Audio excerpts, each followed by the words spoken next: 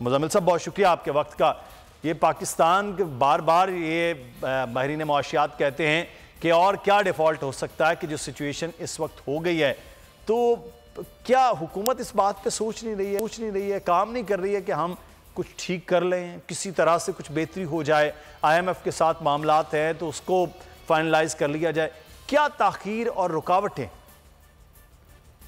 دیکھیں مدثر, اس میں حکومت جو ہے بے بس اور جسے کہتے ہیں لاچار ہو چکی ہوئی ہے, اور آپ کو اس میں اب کوئی شک نہیں رہنا چاہیے. آج جس طرح اسلام آباد کے بلدیاتی انتخابات تک سے بھاگ گئی تھی, اور اتنی خوف زدہ ہے وہ کیونکہ وہ معاشی طور پہ بالکل فیل ہو چکے ہیں ڈیلیور کرنے میں. تو اب وہ جو ہے IMF کے ساتھ جو اپنا کیا ہوا ان کا معاہدہ ہے, جو 29 اگست کو مسٹر اسماعیل نے سائن کیا تھا IMF کے ساتھ, اس سے بھی عمل درآمد کرنے سے قاصر ہو گئی ہے.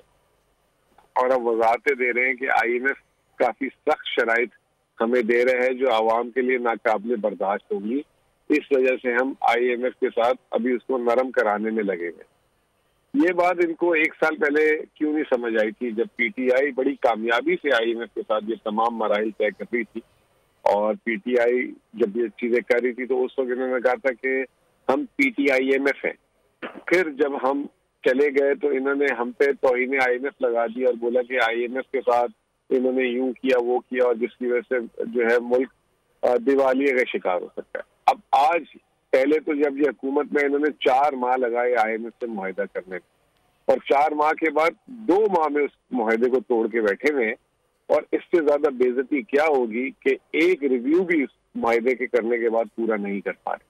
اور اب آج حالت یہ ہے کہ ٹیکس کے ہدف یہ 30 تاریخ گزرے گی. لیکن وہ آپ پر یہ الزام بھی پھر آج پھر لگا رہے تھے ان کے وزراء کہ 20,000 ارب کا قرض جو آپ لوگ لے کر گئے اس کو ہی ہم جو ہے وہ بہتر نہیں کر پا رہے ہیں, اسی کا وجہ ہے کہ اس وقت معیشت یہ صورتحال میں ہے.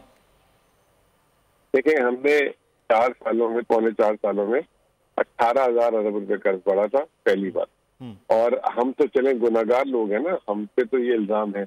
ان کو یہ کہتے ہیں کہ 9 مہینے میں آپ نے کتنا قرض لیا ہے, 8,500 ارب قرض لے چکے صرف یہ 9 مہینے میں, اور یہ کس منہ سے یہ بات کر رہے ہیں. اور بات یہ ہے کہ اس کے علاوہ انہوں نے ذخائر کو ختم کر دیا ہے, $6 ارب پہ ذخائر لے آئے ہیں. مقامی مارکیٹ میں اب لوکل بینکوں نے بھی جو ہے ان کو ادھار دینا چھوڑ دیا ہے. آپشن جو ہوتے ہیں وہ ریجیکٹ کیے جا رہی ہے حکومت. اس وقت شدید دباؤ ہے. آپ کے سامنے کل دیکھ لیں کہ انہوں نے ایک جسے کہتے ہیں کہ ایک پیکیج نکالا ہے جس میں سرکاری ملازمین پہ بھی اب چھری چلا دی ہے انہوں نے. تو حالت تو یہ ہو چکی ہوئی ہے, اور اس وقت ملک میں اشیاء خردونوش کی شارٹیجز ہونا شروع ہو گئی ہیں, اور یہاں تک کہ لنڈے بازار اور جو شیرشاہ جیسے جہاں پہ اسکریپ ملتا ہے, کباڑ کا سامان جسے کہتے ہیں, وہ تک خالی ہو چکے ہیں. وہاں پہ بھی آج سامان مہیا نہیں ہے. تو یہ حالت کر دی ہوئی ہے انہوں نے ملک کے یہ تو بازاروں عام آدمی کے لیے تو جو ہے وہ بہت ہی مشکل ہو گیا ہے. اکانومی جو حکومت اپنا آؤٹ لک ہے وہ بھی صحیح طرح سے وہ دن نہیں دکھا پائی ہے. بول بازار کی بھی اگر ہم بات, سٹاک ایکسچینج میں تیزی دیکھنے میں آئی ہے, ڈالر کی قیمت میں اضافہ دیکھنے میں آ رہا ہے. اگر آپ کو یہ ویڈیو پسند آئی ہے تو سبسکرائب کیجئے اور بیل آئیکن کو پریس کیجئے. حقیقی آزادی کی جنگ میں بول بھی کپتان کے ہم قدم. الیکشن کراؤ ملک بچاؤ کی لائیو ٹرانسمیشن, دکھائی لمحہ بلمحہ صورتحال. ریل اور ریٹنگ میں بھی بول نیوز رہا نمبر 1.